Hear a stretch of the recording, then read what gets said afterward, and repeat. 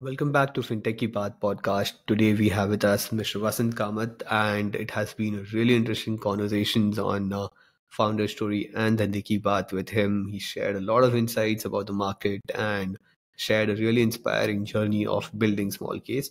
This brings us to the final round, the rapid fire round, wherein we'll ask you quick 3 to 4 questions, and you have to aim to answer it without thinking a lot about it. So, having said that, the first question is right up. Which is your favorite book? Many, but I think one thing I keep going back to again and again, once every year, is A Piece of the Action Hmm. by Joe Nocera. I think this is about how newer products were introduced on the financial services side, like credit Hmm. cards, mutual funds, liquid funds specifically, personal loans, etc., were introduced throughout the whole 1900s to the Hmm. average American, and kind of the how evolution in those products also happened due to feedback, regulation, Interesting. industry participation, etc. So every time I read it, there's a new meaning or new insight that I take away from it. So yeah, Interesting. Thank you for sharing. I think I'll definitely peek into it once. certainly Uh, this brings us to a new second question. What time do you wake up? depends on what time I sleep. I think that's the great limiting step. But usually between 7 to 8 a.m.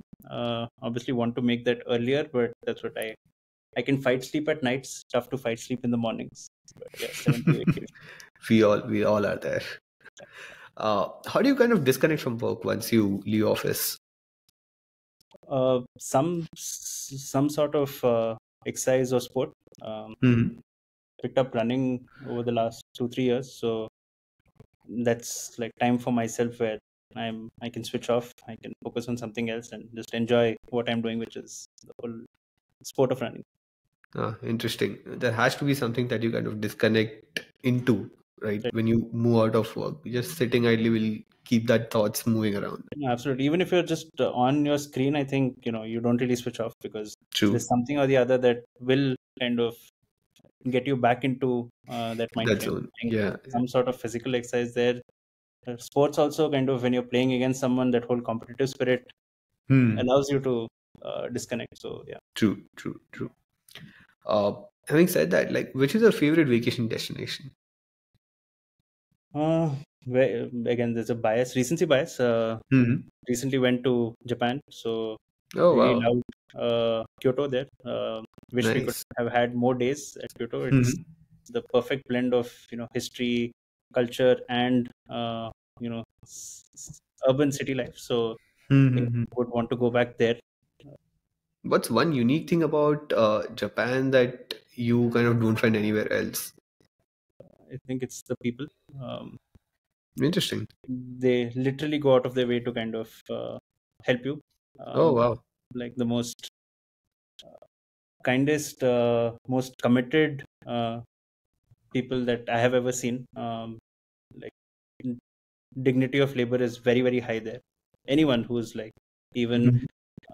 cleaning the streets to helping you cross the road to kind of driving your bus, Hmm. most of them are like uh, one person shows, in the sense that a bus driver is also the conductor. They're collecting tickets, they're also Oh. helping you with their luggage, they're also helping someone kind of get onto the bus, etc. And Hmm. the kind of dedication, commitment they show to their respective um, professions or occupations, I think it's unparalleled, as in I haven't seen that anywhere else. Amazing. Definitely would love to visit that. That's really an interesting piece, right? I mean, the things that I've heard about Japan and specifically the people there is, as you rightly said, it kind of the culture and the way they have been brought up is so different and so unique. That is what makes them so humble and kind oftentimes. True. I think like the stories also that you hear, or the Hmm. anecdotes, or uh, the culture also, like it's all about kind of doing the same thing for hours and True. days and years and ages before you kind of really perfect them. So I Ikigai, think yeah. they take a lot of pride in that, where Hmm. I have to keep doing this, and there's no shame, embarrassment. Like they're ambitious people, but that's what Hmm. they don't look down upon something and say, "Hey, this is not for me." So let me kind of try to and jump to the next step. They're very Makes dedicated sense. to what they kind of do. Makes sense. Makes sense. Having said that, next question: what is your guilty pleasure? I think Instagram Reels. I think guilty not because of the time Hmm. spent on it. I think every time I do that, it just reminds me of how less my attention span has become. Because like even though True. those are 15 seconds, even if the first 2 seconds are boring, like I swipe through. So I Yeah, think that's something that doesn't I don't like, but yeah, it's I enjoy doing it. So that's my it's guilty become a part of everyone's life now. pleasure. And I think that actually has also become how the next generation is being defined, right? Very, very, very picky in what they kind of choose. If the first couple of things are not interesting or engaging enough, they move on to the next. Correct. And that's now become part of culture, right? In the sense that Hmm. top music is defined by what say you see on Reels or TikTok, etc. But like top Right. music comes from there. That 15-second part is the main part. The rest of the song, 3 minutes, etc. Songs are becoming smaller. Exactly. All the memes are now Reels versus say or GIFs versus say The earlier it rage comics used that to we used to be. have. Yeah, Yeah. exactly. So I think it's definitely culture defining, but so uh, I don't like facing that side, so that's why I think Hmm. but I enjoy it. Makes sense. Makes sense.